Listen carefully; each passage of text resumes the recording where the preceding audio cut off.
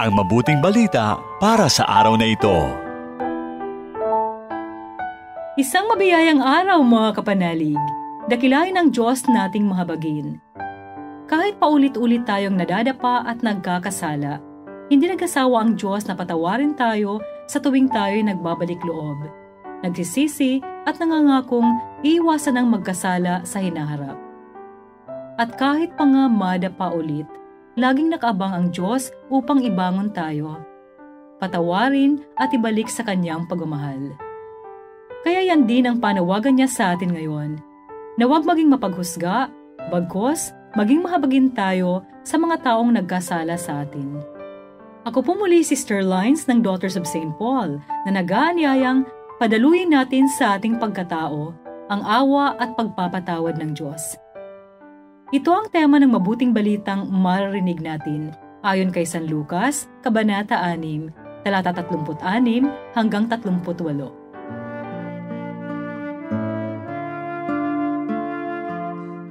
Sinabi ni Jesus sa kanyang mga alagad, "Maging maawain kayo gaya ng inyong amang maawain. Huwag kayong humatol at hindi kayo hahatulan. Huwag ninyong sumpain ang sinuman at hindi kayo susumpain. Magpatawad kayo at kayo'y bibigyan. Isang saganang takal, siksik, liglig at umaapaw ang ibubuhos nila sa inyong kandungan, sapagkat susukatin kayo sa sukatang ginagamit ninyo." Napapanahon ang panawagan ng Ebanghelyong ating narinig, lalo na sa kalakaran ng mundo natin ngayon, na tila puot, galit, kawalan ng awa, at sobrang mapanghatol sa kapwa ang umiiral na sistema. Sa ating bansang Pilipinas na lamang, maraming buhay ang nasayang dahil lamang naituro, napagkamalan, at ang iba na may walang kalaban-labang nahatulan ng walang basihan. Nawala na ang banal na takot sa Diyos dahil parang mga ibon o hayop na lamang kung pagbabarili ng tao. Naging normal at ordinaryong balita na lamang ang mga pinapatay sa lansangan, kaya hindi na nagre-react ang karamihan. Nagsawa na rin marahil ang media na magbalita nito. May mga taong nagsasabing tama lang na mamatay sila dahil wala silang halaga at salot sila ng lipunan. May mga tao namang ipinagkikibit balikat na lamang ang umiiral na karahasan dahil wala daw tayong magagawa kaya mabuti pang tumahimik na lamang.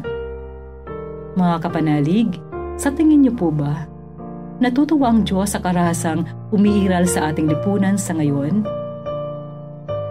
Natutuwa kaya siyang makita ang kanyang mga anak na wala nang natitirang awa sa puso, manhid na sa gitna ng umiiral na karahasan. Mabilis manghatol sa kapwa, at isinara na ang puso sa mga taong nagkasala.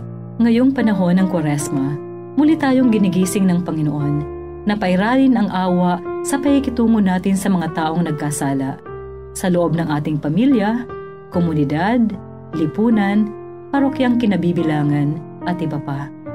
Magpatawad, huwag humatol nang hindi tayo hatulan, at anumang galit natin sa kapwa, huwag na huwag tayong bibitaw ng sumpa. Dahil sa katapusan ng ating buhay, sa oras na may ikipagharap tayo sa Panginoon, susukatin tayo sa sukatang ginamit natin sa kapwa. Panginoon, matanto ko nawa lagi na ako'y makasalanan din, na umaasa sa iyong habag at pagpapatawad. Huwag ko nawang ipagkait ang habag at pagpapatawad sa mga taong nagkasala sa akin. Amen. Isa na namang pagpapahayag ng mabuting balita ang inyong napakinggan para sa araw na ito. Makiisa sa aming misyon, maging tagapagpahayag din ng mabuting balita sa pamamagitan ng pag-like, pag-share o pag-tag ng videong ito. At kung meron kayong mga prayer intentions, reactions o comments sa videong ito, i-message lamang kami sa Paulines Radio PH. At sa mga kababayan nating OFWs, sa mga may sakit, at sa lahat ng sumusubaybay ng programang ito na humihingi sa amin ng panalangin, asahan po ninyong ipinagdarasal namin sa Diyos ang inyong mga kahilingan. Muli, maraming salamat. Ako ay Sister Lines ng Daughters of St. Paul na nag-iiwan sa inyo ng mga katagang, walang kasalanang hindi kayang patawarin ng Diyos kung lubos natin itong pagsisisihan at hihingi ng tawad.